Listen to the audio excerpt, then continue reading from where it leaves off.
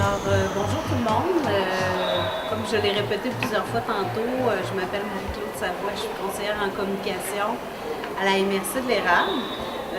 Puis aujourd'hui, je vais agir comme maître de cérémonie pour cette conférence de presse.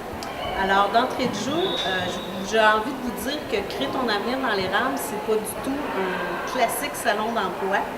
Il est à peu près 11h05, puis jusqu'à maintenant, je vous dirais que la réussite de cet événement-là repose beaucoup sur l'implication des intervenants socio-économiques qui sont à l'origine de l'événement, puis aussi beaucoup sur l'implication des entreprises qui sont présentes de l'autre côté parce qu'ils sont mobilisés pour être là aujourd'hui, puis pour en fait investir, pour créer un avenir pour les jeunes. Puis aussi, évidemment, attirer des travailleurs immigrants, parce qu'on va avoir la visite des travailleurs immigrants aujourd'hui. Donc, le comité entreprise-école de l'Érable, que je m'apprête à vous identifier, a réussi à convaincre une trentaine d'entreprises, à les sensibiliser à l'idée de venir à la rencontre de leur future main-d'œuvre, leur présenter leur entreprise, puis aussi beaucoup leur parler des métiers qu'on peut exercer à l'intérieur de ces entreprises-là. Je voudrais féliciter, remercier chaleureusement les membres du comité organisateur qui sont à l'origine. Donc, je vous les nomme rapidement, ils ne sont pas nécessairement tous ici actuellement, mais Guillaume Rondeau, développement économique de l'Érable, Guy Martel du CFR, Daniel Béliveau et Nathalie Filion de la polyvalente La Samar, Marie-Claude Chouinard d'Impact Emploi de l'Érable, Linda Julien du Centre local d'emploi de l'Érable, Anne Dussault d'Accès Travail et jusqu'en juin était aussi partie prenante du comité Liette Provencher de l'école secondaire Sainte-Marie. Donc, dans quelques minutes, M. Rondeau, Mme Béliveau du comité organisateur vont s'adresser à vous. Mais on a aussi aujourd'hui le bonheur d'avoir deux porte-paroles avec nous qui sont, je dirais, des ambassadeurs par rapport, entre autres, à la volonté de concertation des milieux entrepreneuriaux de la région et du milieu scolaire. Donc, il s'agit de Paulette Simard-Rancourt, qui est présidente de la commission scolaire, et Jacques Thibaudot, un entrepreneur de la région, donc président chez Ouest Industrie à Prézon. Donc, j'invite d'abord Guillaume Rondeau à s'adresser à vous. Donc, cet événement, donc, on est très heureux et très enthousiaste par rapport à cette deuxième édition de Crée ton avenir dans l'Érable. Donc, comme Marie-Claude l'a dit, cette édition a pu être possible et créée selon le travail du comité organisateur. Donc, plusieurs intervenants socio-économiques de la région ont pu permettre de donner cette nouvelle édition encore cette année. Donc, ce comité a créé cet événement dans le cadre, en fin de compte, qu'on a été sensibilisés lorsque la stratégie On vise dans le mille a été développée par la MRC de l'Érable. Donc, concernant l'attraction de 1000 nouveaux résidents dans la MRC de l'Érable, qui fait suite aux conséquences, si on pourrait dire, néfastes de la décroissance démographique pour notre région. Donc, ça a été créé, ce comité entreprise scolaire, afin de justement créer des liens entre les entreprises, le milieu scolaire, afin de prendre part au niveau de l'information au niveau des jeunes sur les métiers possibles dans notre région, les carrières qu'on peut y faire, afin d'augmenter cette rétention de jeunes. Donc, au niveau, Marie-Claude en a parlé de la composition, je ne répéterai pas ces mots-là au niveau de la composition du comité. Sinon, au niveau ce qui est important également, c'est au niveau de l'orientation des jeunes. On sait que les jeunes n'ont pas toujours facilement le moyen de connaître qu'est-ce qui se fait dans nos entreprises. Donc, le but aussi aujourd'hui est de permettre à ces jeunes de découvrir des métiers, des carrières qui sont plus spécifiques, qu'on ne met pas forcément de l'avant lors de simplement salons de l'emploi. Donc, ils peuvent discuter avec les personnes qui travaillent sur place et puis en faire également une meilleure expérience. Donc, de savoir également qu'est-ce qui se fait dans nos entreprises, c'est également aussi pour amener un niveau, un sentiment d'appartenance à une région. Lorsqu'on sait tous les produits qui sont fabriqués, qui sortent d'une région comme la nôtre, il y a quand même beaucoup de produits qui sont à l'international, qui s'en vont dans le monde entier. Et de permettre à ces jeunes de savoir qu'est-ce qui se fait chez nous, puis de s'associer à ces produits, amène aussi un grand sentiment d'appartenance. Les liens qui sont créés entre les entreprises et le monde scolaire, c'est très important également. pour toute une communauté. Donc nécessairement, les liens, les échanges qui peuvent avoir lieu entre ces entreprises-là ont surtout un pouvoir assez impressionnant au niveau de la communauté et de l'écosystème de notre MRC de l'érable. Donc, en fin de compte, je vais terminer avec aujourd'hui la présence de ces 30 entreprises qu'on a ici aujourd'hui. Donc, ces 30 entreprises de la région de l'érable qui œuvrent sur notre territoire et qui ont donné leur présence aujourd'hui et donné leur temps. Donc, je voudrais aussi également remercier la commission scolaire des Bois-Francs qui a pu permettre l'événement ici aujourd'hui, ainsi que la polluante La Samar, évidemment, de nous avoir reçus aujourd'hui. Donc, je vais laisser la parole à Marie-Claude. Alors, j'invite maintenant Mme Paulette Simard-Rancourt, présidente de la commission scolaire des Bois-Francs, à s'adresser à vous. Merci d'être là. Merci à vous, membres des médias, de bien vouloir promouvoir la bonne nouvelle. D'abord, on est très heureux que ça se passe ici, dans une école, notre école secondaire, la Samar, parce qu'effectivement, on s'en préoccupe beaucoup de ce lien entre la communauté et entre le monde scolaire. D'abord, c'est dans notre mission, vous savez, tout ce qui s'appelle éducation, c'est non seulement notre mission première, mais c'est l'éducation est notre seule mission. Et l'éducation passe par tout ce qui touche nos jeunes et nos adultes, parce que c'est par l'éducation qu'ils vont avoir accès ensuite, justement, à une carrière, une profession, à un avenir, à une vie familiale et sociale intéressante. Alors, c'est dire qu'on a de l'intérêt dans tout ce qui peut leur apporter de l'information et dans tout ce qui peut faire en sorte qu'ils découvrent des nouveaux aspects qu'ils peuvent donner à leur vie par la suite. Alors pour nous, donc, cette collaboration communauté-école, communauté-monde scolaire est essentielle, et particulièrement quand on regarde au niveau du leadership, au niveau de l'entrepreneuriat, c'est fort important qu'ils découvrent les entreprises également de leur secteur. C'est une chose que de passer devant une construction, une belle usine, d'y voir le nom, mais c'est une toute autre chose que de voir ou de connaître ce qui se passe à l'intérieur et surtout quel type d'emploi on peut y trouver. Tout à l'heure, je faisais une petite tournée rapide et à un kiosque, entre autres, qui traite d'alimentation.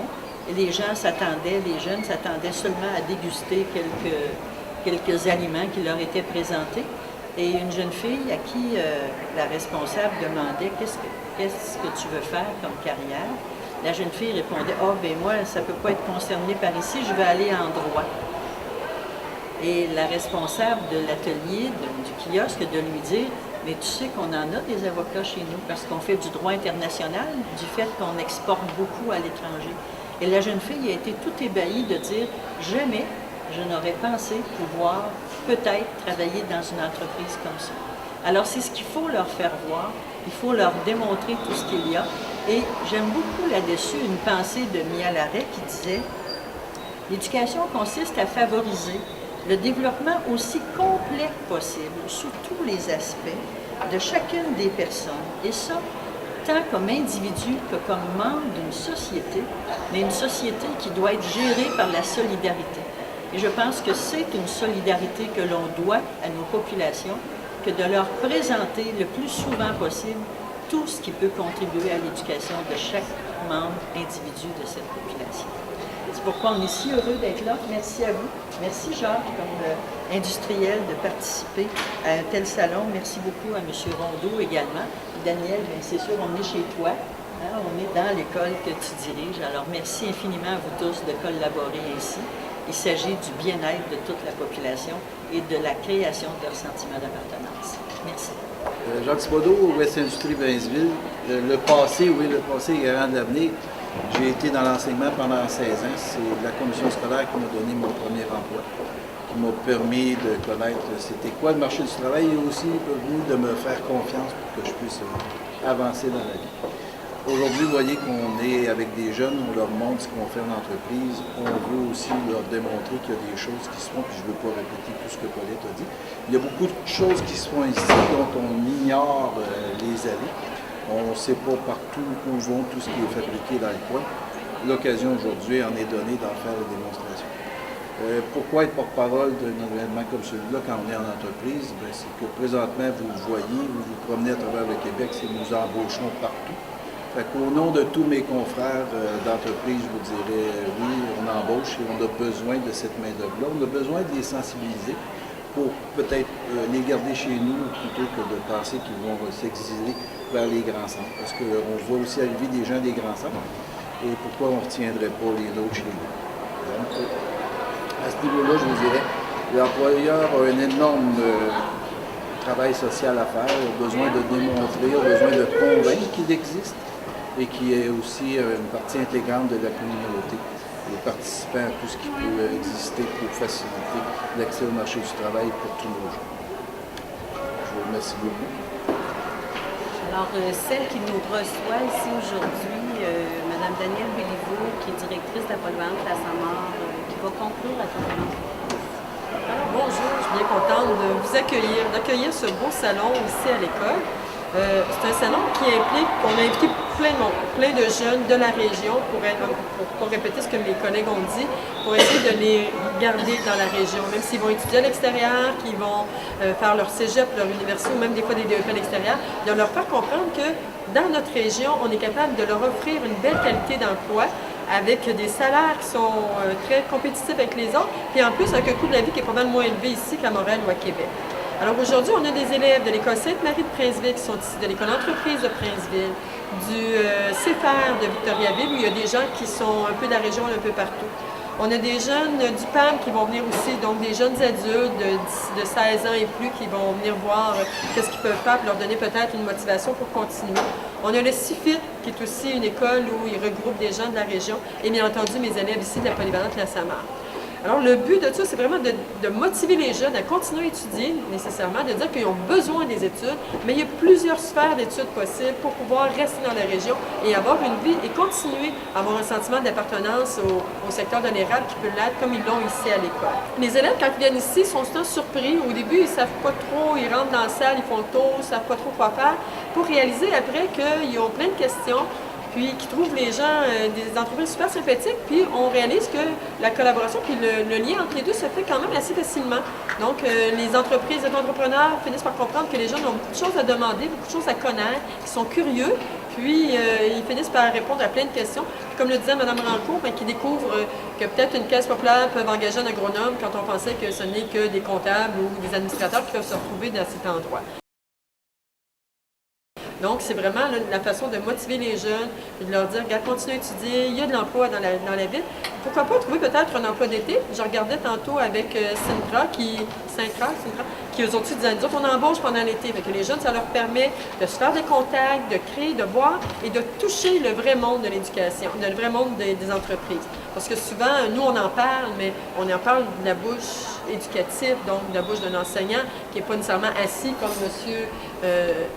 M. Thibodeau, pourtant, peut nous le dire. Alors, c'est comme ça que les jeunes apprécient d'être les deux pieds dans le milieu. Ils vont faire des stages. À l'école, on a des stages, donc des jeunes qui vont se retrouver dans ces entreprises à faire des stages, qui vont être récupérés après aussi pour aller travailler.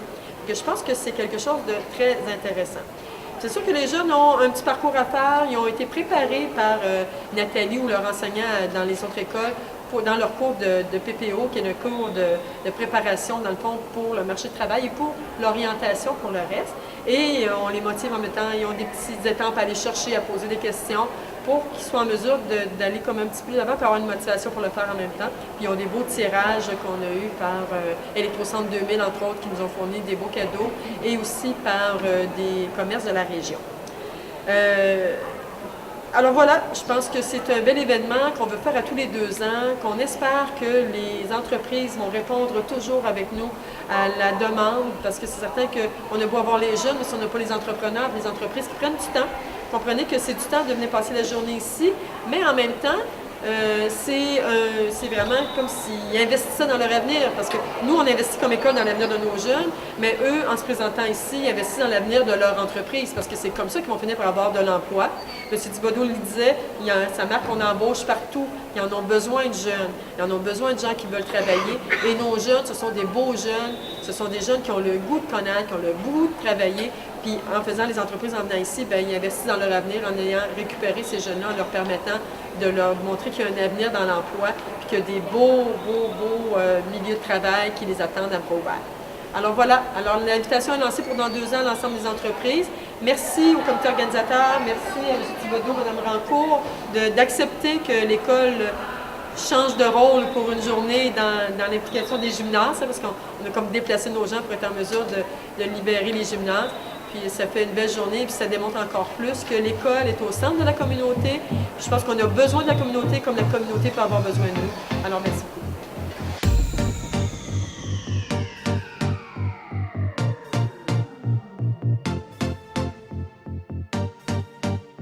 Jacques Thibodeau, président de West Industries. C'est une bonne idée d'organiser ce type d'activité-là pour les jeunes? Merveilleuse idée. Pourquoi? Ben, pour leur montrer qu'il existe des choses dans notre région, qu'il se fait des choses. Si on les écoute, il ne se fait rien chez nous. Quand on écoute les jeunes, là, ils ne sont pas conscients. Puis même leurs parents, ce n'est pas les gens qui vont leur divulguer le plus de choses de ce qui se fait dans le coin. Je ne pense pas qu'il y ait un jeune dans le coin qui sache que les vestiaires du Canadien ont été faits à Princeville. C'est plein de choses comme ça. Tu t'assis chez Saint-Hubert, l'ameublement est fait probablement en région, puis plus souvent qu'autrement, dans des usines de la région pour les 6 Princeville. Il y a beaucoup de choses qui se font. Même chez nous, on exporte au Mexique, on envoie du stock en France, on envoie en Russie. C'est pas connu. C'est comme ça pour la plupart des entreprises de notre région.